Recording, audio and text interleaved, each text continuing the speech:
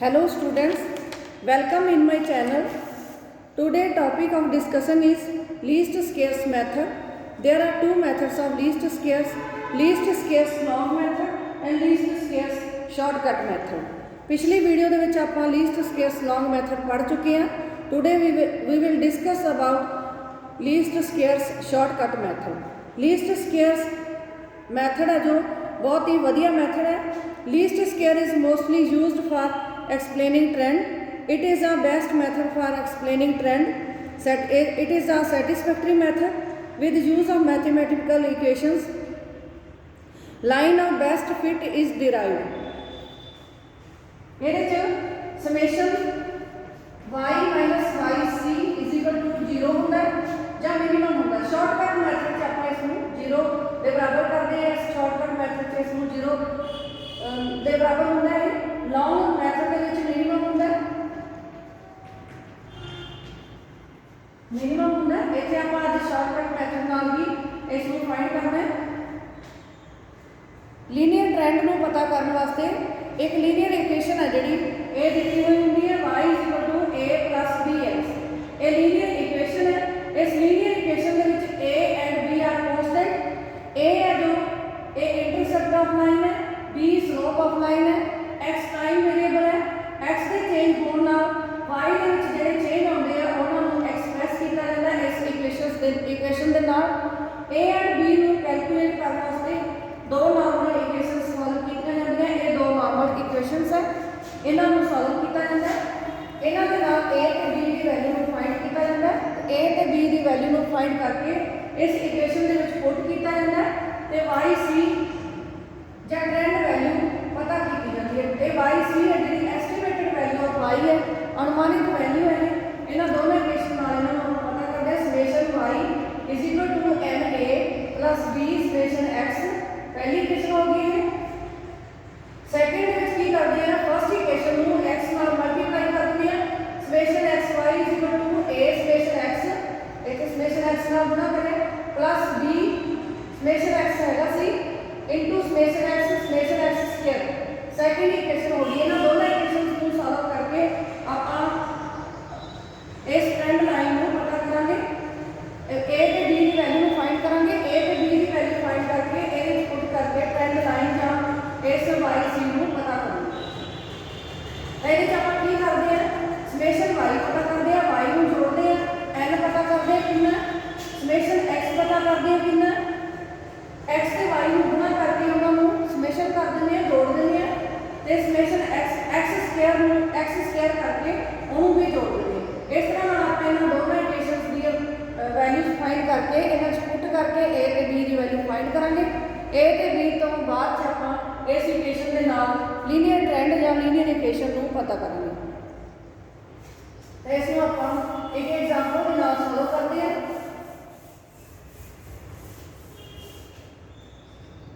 हाँ जी, इन्हों आप एक एग्जांपल नाल सॉल्व करते हैं. Fit a linear trend with help of this data. ये अपन देते हुए हैं 1991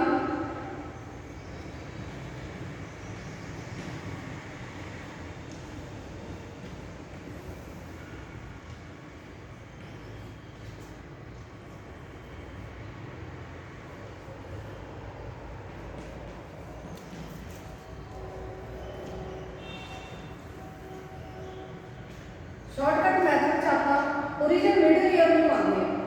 1 2 3 4 5 5 ईयर्स है. 5 ईयर्स का टाइम है तो मिडिल ईयर जो है ओरिजिन है. ओरिजिन 1993 है. इसको आप ओरिजिन बने ਇਹਦੇ ਨਾਲ ਆਪਾਂ x पता ਕਰਾਂਗੇ. ਇਹਦੇ ਚੋਂ ਹੀ ਆਪਾਂ x ਦਾ ਪਤਾ ਕਰਦੇ ਹਾਂ. ਹੁਣ ਹੈਗਾ 91 93 91 93 -2 92 -93 -1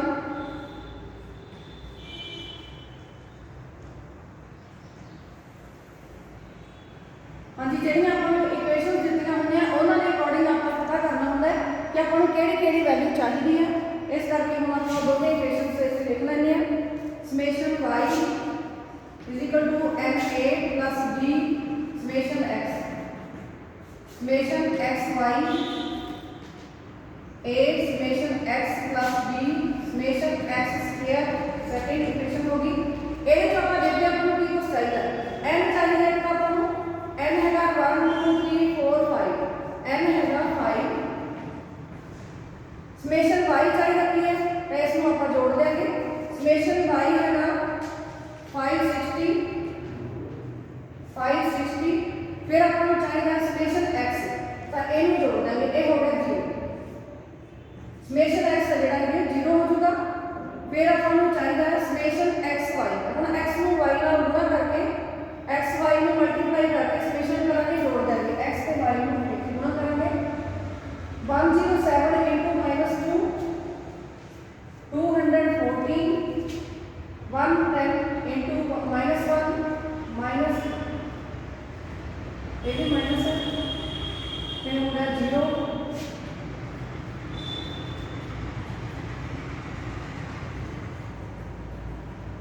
ये माइनस के है 2 माइनस के है 2 प्लस के इस करके इन्होंने कैलकुलेशन छोटी रह चुकी है होगी 20 ये भी अपन को पता लगता है स्पेशल एक्स अपन को पता है एक्स स्क्वायर पता करना एक्स स्क्वायर एक्स में स्क्वायर का होगा इसमें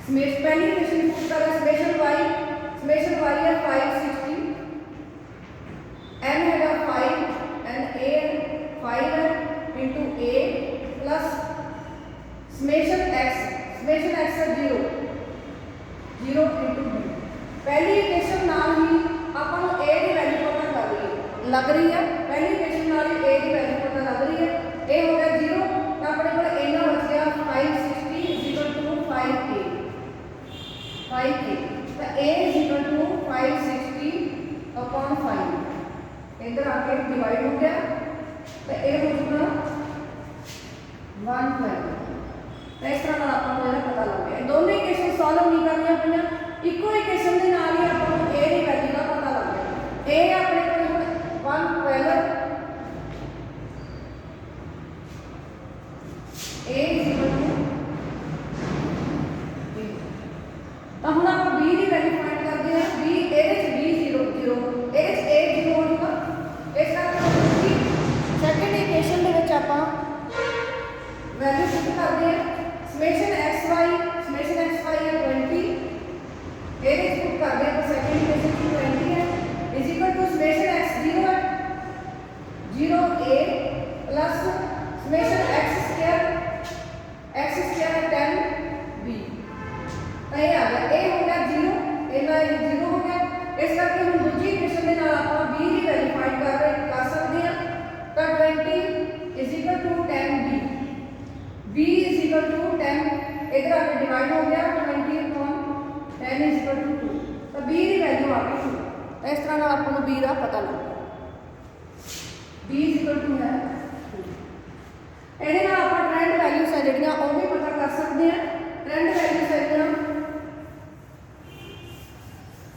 अपनी इक्वेशन हैगी है y is equal to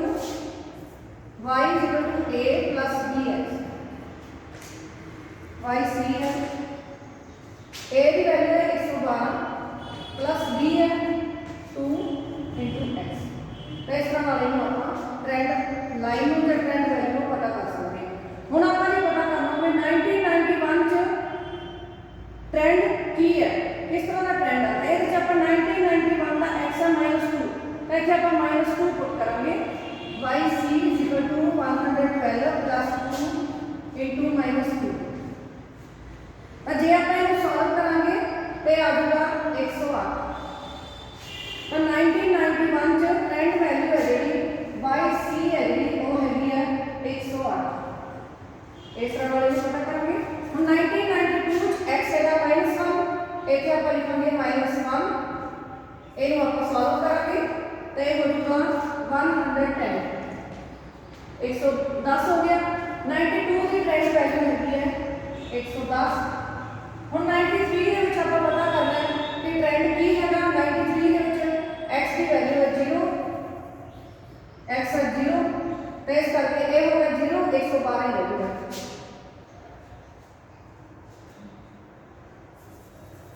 112 112 1994 trend हैगी है कितनी ट्रेंड है x की वैल्यू हैगी है 1 ए हो गई 114 114 है। 95 ਦੇ ਵਿੱਚ x है 2 ਤਾਂ ਇਹ ਹੋ ਜਾਊਗਾ 116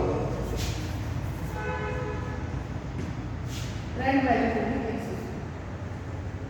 ये हो गया ट्रेंड वैल्यूज। ये अपनी हैगी है ट्रेंड इक्वेशन है, ये लीनियर इक्वेशन है। ਇਹਦੇ ਚ ਆਪਾਂ a ਤੇ b ਕਾਂਸਟੈਂਟ ਆ ਦੋਨੇ, ਇਹਨਾਂ ਨੂੰ ਫਾਈਂਡ ਕਰਨ ਵਾਸਤੇ ਦੋ ਨਾਰਮਲ ਇਕੁਏਸ਼ਨ ਸੋਲਵ ਕਰਦੇ ਆ। ਸ਼ਾਰਟਕਟ ਮੈਥਡ ਦੇ ਵਿੱਚ ਦੋ ਇਕੁਏਸ਼ਨਸ ਦੀ ਬਜਾਏ ਇੱਕ ਇਕੁਏਸ਼ਨ ਨਾਲ ਵੀ ਇਹ ਸੋਲਵ ਹੋ ਜਾਂਦੇ ਆ। a ਤੇ b ਦੀ ਵੈਲਿਊ ਪਤਾ ਲੱਗ ਜਾਂਦੀ ਹੈ। ਇਸ ਤਰ੍ਹਾਂ ਨਾਲ ਆਪਾਂ ਪਹਿਲੀ ਵੀਡੀਓ ਦੇ ਵਿੱਚ ਲੌਂਗ ਮੈਥਡ ਨਾਲ ਲੀਸਟ ਸਕੁਏਅਰ ਨੂੰ ਪਤਾ ਕੀਤਾ ਸੀਗਾ। ਲੀਸਟ ਸਕੁਏਅਰ ਦੇ ਲੌਂਗ ਮੈਥਡ ਨੂੰ ਯੂਜ਼ ਕਰਕੇ ਟ੍ਰੈਂਡ ਪਤਾ ਕੀਤੀ ਸੀ ਤੇ ਅੱਜ ਆਪਾਂ ਸ਼ਾਰਟਕਟ ਮੈਥਡ ਯੂਜ਼ ਲੀਸਟ ਸਕੁਏਅਰਸ ਦਾ ਸ਼ਾਰਟਕਟ ਮੈਥਡ ਯੂਜ਼ ਕਰਕੇ ट्रेंड में पता किया। तो इस तरह नाल ट्रेंड वैल्यू है जी ਇਹਦਾ पता लग जाता है। इसमें आप ग्राफ से भी शो कर सकते हैं। ग्राफ बनाने वास्ते आप एक्स एक्सिस से टाइम ते वाई एक्सिस से डेटा एक्सप्लेन करांगे। एक्स एक्सिस से टाइम ते वाई एक्सिस से यह वाई ते ट्रेंड वैल्यू ਨੂੰ ਲਿਖਾਂਗੇ। ਇੱਥੇ वाई एंड वाई सी जिन्ना भी है ये इधर शो करा इन्हों तो इधर आप टाइम शो करा। टाइम है 1991 92 93 94 95 इधर भी पास आप 100 तो शुरू करके 100 2 दो के डिफरेंस नाल 15 तक इन्हों लैके आए 4 के डिफरेंस नाल कर रहे हैं 104 108 112 116 इस तरह आप शो कर सकते हैं। पहला आप ओरिजिनल डाटा दिखाओगे 1991 ओरिजिनल डाटा है 107 ये इतने के हो गया। 92 है 110 92 110 हो गया। 93 114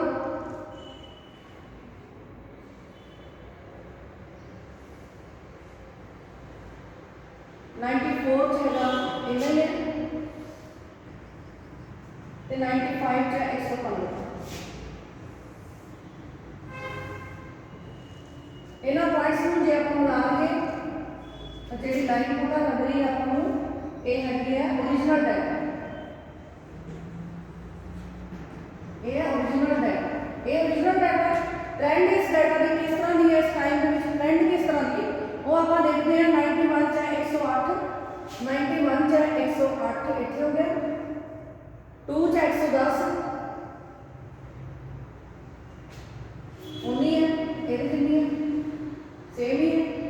93 चाहे 112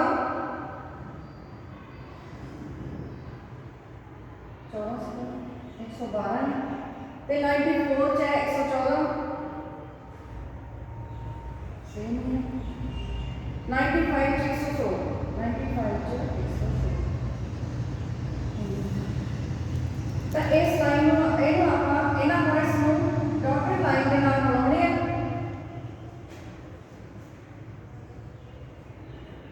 ਤਾਂ ਟ੍ਰੈਂਡ ਇਹ ਜਿਹੜੀ ਲਾਈਨ ਪ੍ਰਾਪਤ ਹੁੰਦੀ ਹੈ ਇਹ ट्रेंड लाइन इस तरह की ट्रेंड इस तरह की बढ़ रही है ओरिजिनल डाटा से घट गया तो इस तरह आप लीस्ट स्केयर के शॉर्टकट मैथड में यूज़ करके आप ट्रेंड का पता किया ट्रेंड लाइन का पता किया ट्रेंड इक्वेशन का पता किया। Thank you students.